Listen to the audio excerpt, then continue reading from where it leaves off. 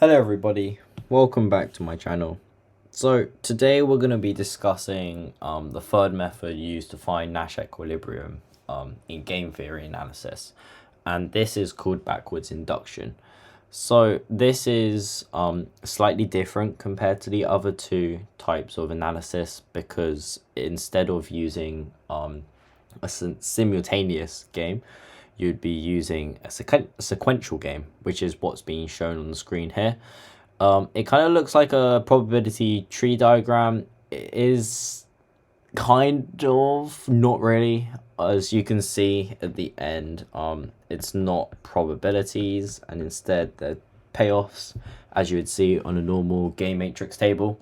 However, it's shown as, we call these, these dot things nodes, because they're the different choices that players can make, and then at the end it shows the payoffs of the different players. So depending on the question, the payoffs can be written in a different way. I forgot to write P2 here, but typically it would follow the sequential order of who plays what. So as you can see here, player 1 is first, player 2 is second. So the payoffs would represent or reflect who played when. So the first one obviously shows the payoff of player 1. The second shows the payoff of player 2. And that's the same for all four, right? So if we wanted to find Nash equilibrium, what we'd want to do is start from the back first. So we'd start from all the payoffs of player 2 first, and then go on to finding the highest payoff for player 1, which is where first mover advantage comes into play.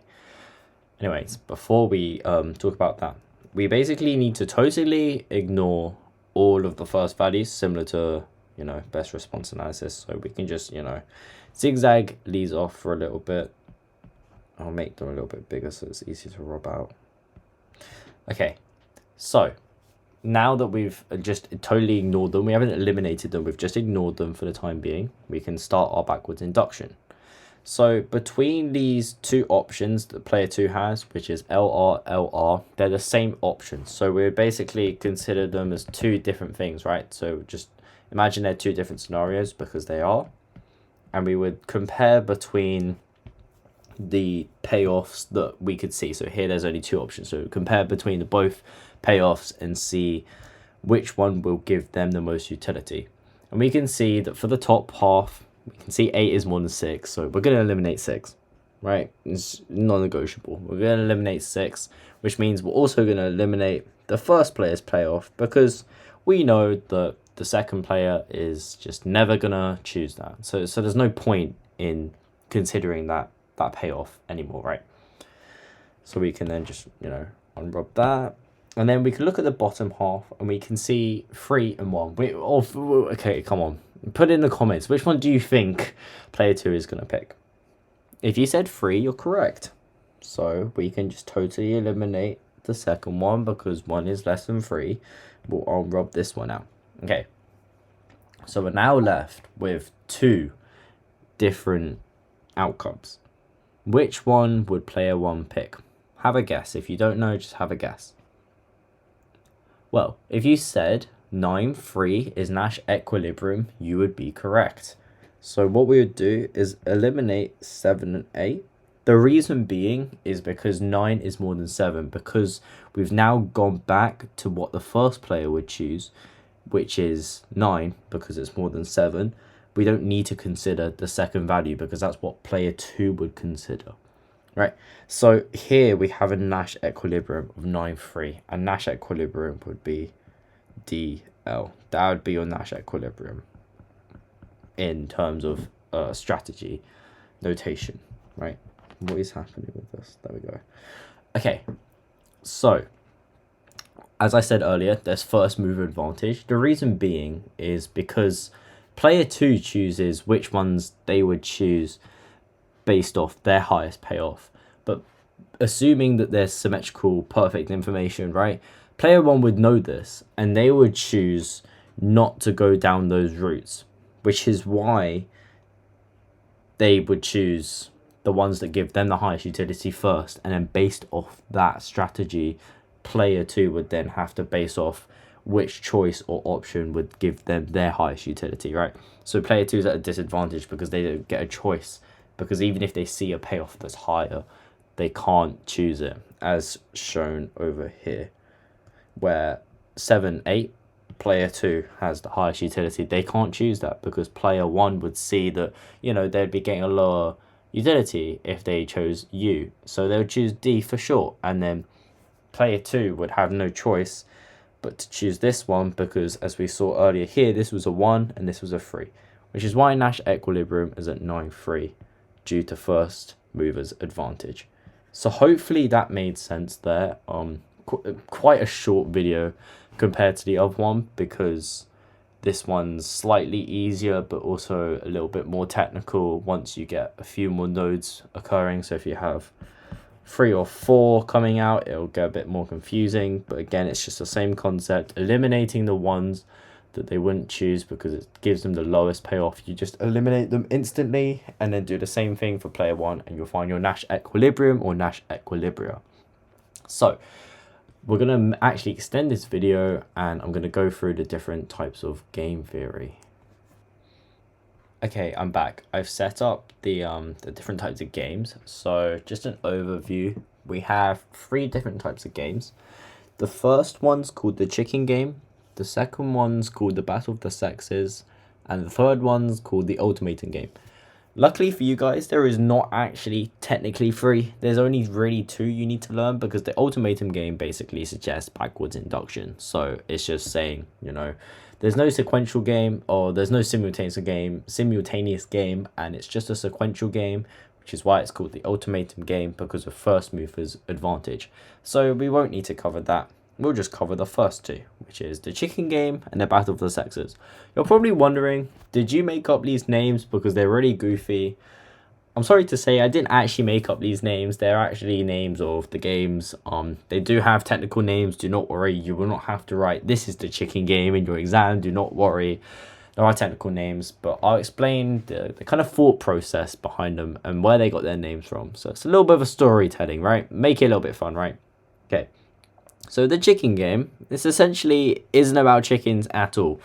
It's more of the term of phrase, oh, you're a chicken. You're a... Yeah, I'm going to bleep that. Okay, so we have the chicken game. S means swerve and NS means not swerve. So we can imagine 2 people colliding head to head in a car crash, right? Just to make it a little bit dark. Imagine 2 cars face to face, front bonnet, both heading in the same direction. So we can see the payoffs on this 2x2 matrix. If, let's say, one of the players or individuals swerve and the other individual doesn't swerve, then the person that swerve is, let's say theoretically or in the story, that they look like a loser. They look like a scaredy cat. They look like a chicken. So they get a payoff of -1, whilst the person who decided not to swerve gains utility or has the higher payoff of +1, because, you know, they look cool. They didn't look like a chicken. They look like, you know, I knew what was going to happen and I'm cool, right? Let's just say that. In a theoretical perspective, I'm pretty sure everyone would swerve in real life. But anyways, so let's say both of them do swerve. Nothing happens. No one's a chicken because both of them did it. No one's a hero because no one kept not swerving and stuff like that. So it's just neutral because both are alive. Nothing happened. Just a little bit of damage to the car, right? So if we switch it around again, we have the player 1 doesn't swerve and player 2 does swerve. We can see, you know, like the other one in the top right cell, the person who didn't swerve looks like a hero, looks cool. The person who swerved looks like a chicken. Now, if both of them don't swerve, they're going to hit each other, which is not good, because if they do hit each other, bad consequences will happen. I'm not going to say what, just in case, but you know, you can think yourself, whatever, yeah. If they both don't swerve and hit each other, kaboom, yeah. Put some GIF or something up even or something, right? So that's why that's not good. So using best response analysis, we can see, you know, if we have S here, which one would the column player play, right? Over here or over here? Well, 1 is more than 0, so we have another high payoff here. Then for here, highest payoff will be -1, then same thing for the column. And the Nash Equilibrium here is at not swerve and swerve, or swerve and not swerve, right? We have two Nash equilibria. So what this basically means is the technical name comes in, and it's called the anti-cooperative game. So what that basically means is both of the players need to do opposite, sort of actions in order for them to reach Nash equilibrium in this scenario for this type of game. So we will write that down. So it's a anti-cooperative game we've just witnessed. So, like, as I said, it's basically when both the players choose opposing sort of actions, because they both get to choose the same type of action, but it's not actually different. They're exactly the same. So they need to choose the opposite. So if one chooses one option, the other one has to choose the polar opposite, and vice versa. And that's basically called the chicken game. That's essentially what it is, right? And if you've seen already, I've already shown the Nash equilibrium on the second one. Sorry for so many stutters. It's at 11:30 at night. Anyways, I need to really stop doing this.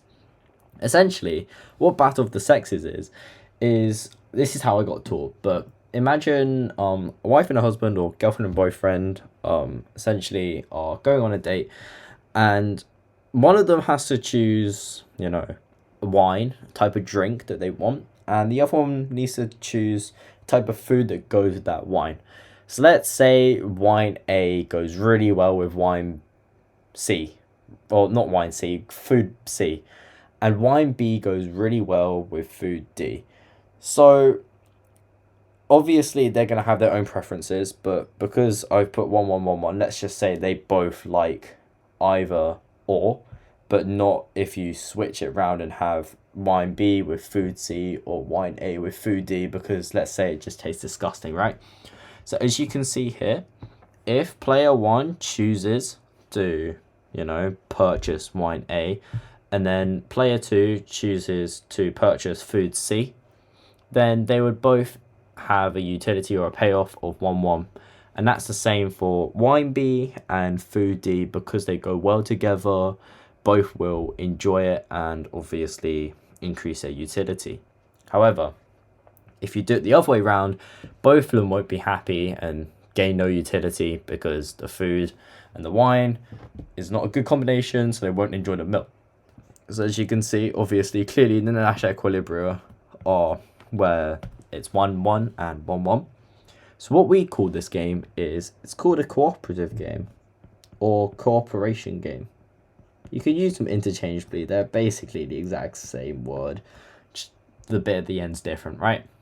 So we can see these two types of games show two Nash equilibria. However, the chicken game shows a game where it's anti-cooperative for both parties to maximize their payoff or to reach a point where both are satisfied.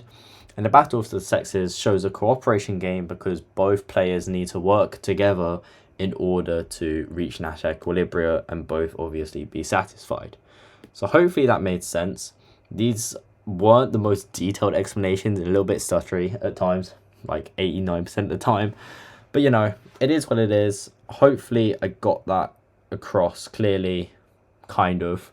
And you guys know what ultimating game is. It's just basically backwards induction, what we just did a second ago. There is actually a fourth game. It's called Prisoner's Dilemma. We don't actually learn that at uni because you're supposed to learn it at A-level. But if you guys want me to do a video on the Prisoner's Dilemma, I'll solely make a short or another video on that. So yeah, let me know down in the comments below if you want that. And thank you for staying for so long. It was a bit of a tedious explanation, but yeah, we got there. So hopefully you enjoyed, and I'll see you later.